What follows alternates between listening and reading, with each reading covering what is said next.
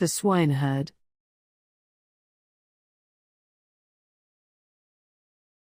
By Hans Christian Andersen. There was once a poor prince, who had a kingdom. His kingdom was very small, but still quite large enough to marry upon, and he wished to marry. It was certainly rather cool of him to say to the emperor's daughter, "Will you have me?" But so he did, for his name was renowned far and wide. And there were 100 princesses who would have answered, "Yes, and thank you kindly." We shall see what this princess said.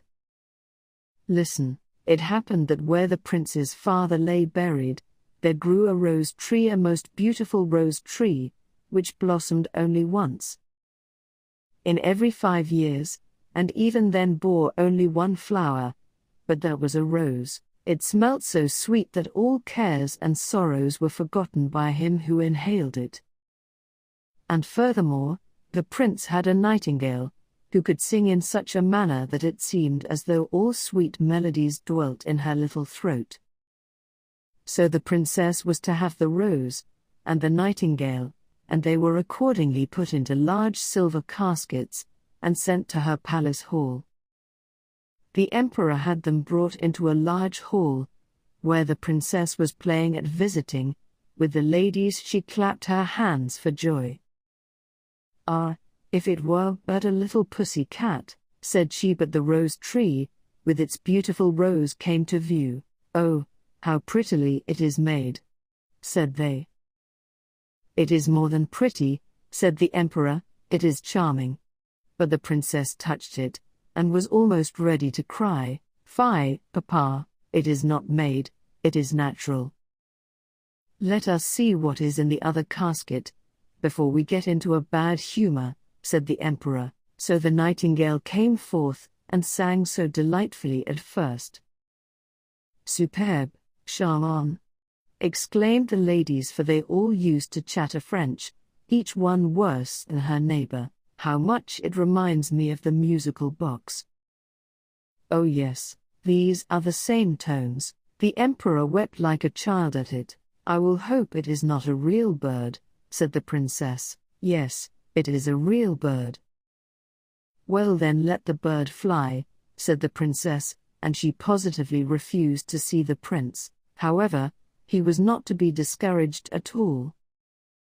He daubed his face over brown and black, pulled his cap over his ears, and knocked. "Good day, Emperor, can I have employment here at the palace?"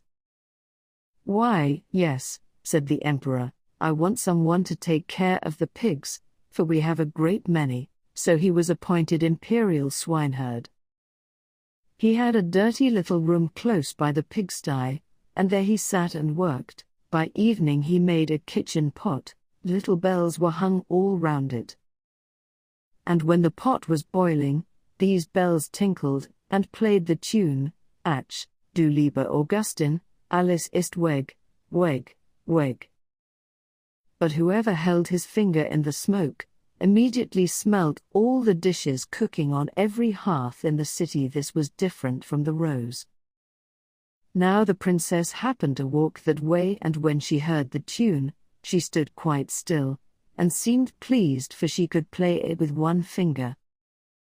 "That swineherd must certainly have been well educated," she said. "Go in and ask him the price." A court lady had to run inside first.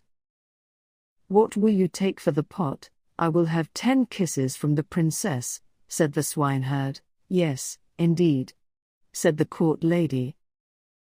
"I cannot sell it for less," rejoined the swineherd stubbornly. "He is an impudent fellow," said the princess, and she walked on. But the bells tinkled so prettily. "Ach, du lieber Augustin." "Stay," said the princess, "ask if he will take 10 kisses from my ladies." "No, thank you," said the swineherd. 10 kisses from the princess, or I keep the kitchen pot myself. Stand before me so no one may see us."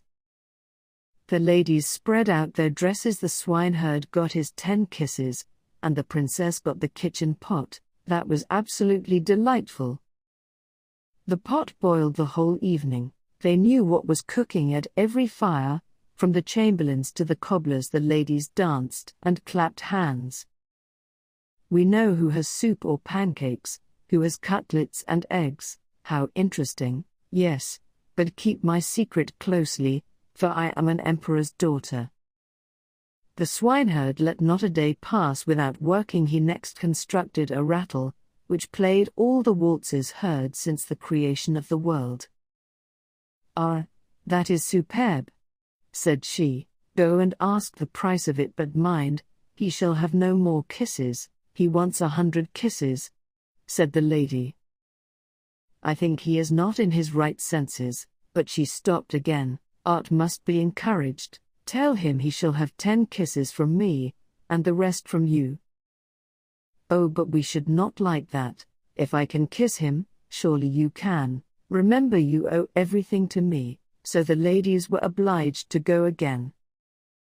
100 kisses from the princess, or else let everyone keep his own. "Stand round," said she, and all the ladies stood round whilst it went on.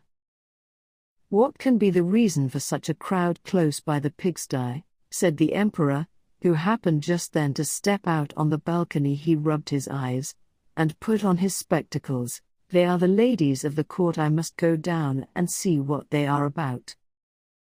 He moved very softly in the yard. The ladies were so busy counting kisses that they did not perceive the emperor. He rose high on his tiptoes to watch. "What is all this?" he said fiercely, and boxed her ears with his slipper, just as the swineherd was taking the 86th kiss in the row. "March out," said the emperor, for he was very angry, and both princess and swineherd were promptly thrust right out of the royal city. The princess stood and wept bitter tears, the swineherd scolded without stopping, and the heavy rain poured straight down. "Alas, unhappy creature that I am! If I had but married the handsome young prince, ah, how unfortunate I am!" And the swineherd went behind a tree, washed the dirt from his noble face, and stepped forth in his princely robes. He looked so noble that the princess could not help bowing before him. "I am come to despise thee," said he. "Thou wouldst not have an honorable prince, thou couldst not prize the rose or nightingale, but wast ready to kiss the swineherd for a trumpery plaything. Served rightly."